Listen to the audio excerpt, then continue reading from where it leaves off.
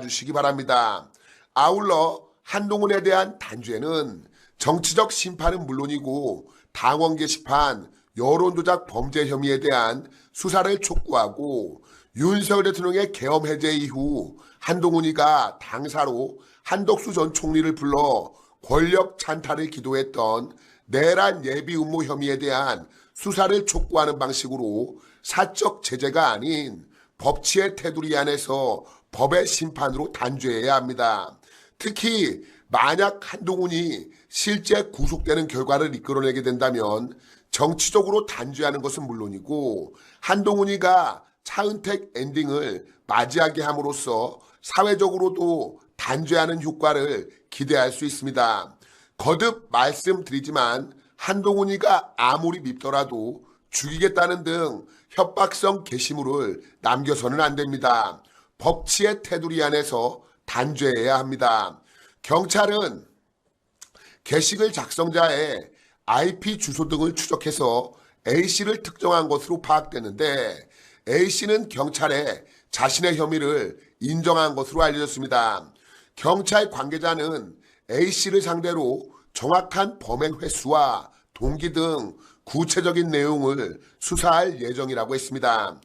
최근 이 보수 괴멸의 원흉 한동훈이가 보수 재건을 참칭하고 있어서 국민의힘 당원들과 보수 지지층이 크게 분노하고 있는데 A씨가 무슨 사연으로 한동훈을 죽이겠다는 글을 올렸는지 알 수 없지만 앞길이 구말리 같은 청년이라는 점을 감안해서 선처하기를 바랄 뿐입니다.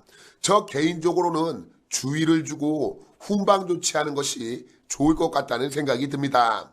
자, 그러면 다음 소식 전하겠습니다. 한동훈을 노골적으로 밀고 있는 조중동이 꼬꾸라지고 있다는 반가운 소식이 전해졌습니다. 최근 뉴미디어의 발달로 인해서 기존의 올드미디어, 레거시 매체들의 영향력이 축소되고 유튜브 중심으로 재편되고 있는 가운데 조중동 중 한 축을 차지하고 있는 중앙일보가 부도를 맞은 겁니다. 특히 악질적인 가짜뉴스를 유포하며 원성이 자자했던 중국계 자본까지 투입되었던 JTBC는 아예 쫄딱 망하고 있는데 220억 규모의 어음을 해결하지 못해서 이 중앙일보가 최종 부도 처리가 됐다고 합니다. 중앙그룹의 부채는 무려 2조 8천억 원 규모라고 하는데 중앙일보는 워크아웃을 공식 신청하며 경영 정상화를 도모하겠다는 입장이지만 중도 타령을 하면서 좌파에게 빌붙고 한동훈 같은 인간을 싸고 돌았던 중앙일보에 대해서 보수 성향의 독자들이 이미 등을 돌렸기 때문에 이제는 더 이상 과거의 영광을 누리기는 불가능하다는 평가가 지배적입니다.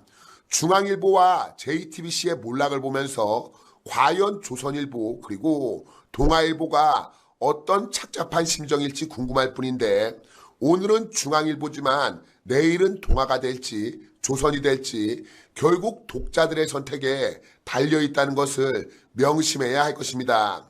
이런 가운데 자유통일당은 논평을 통해 JTBC 관련 계열사가 중국 투자 자본을 대규모로 유치한 사실이 알려졌다며 언론의 독립성 훼손 우려를 제기하고 언론 분야에 대한 중국 자본의 직간접 투자 제한과 언론사 지배구조 공개 제도 마련을 촉구했습니다.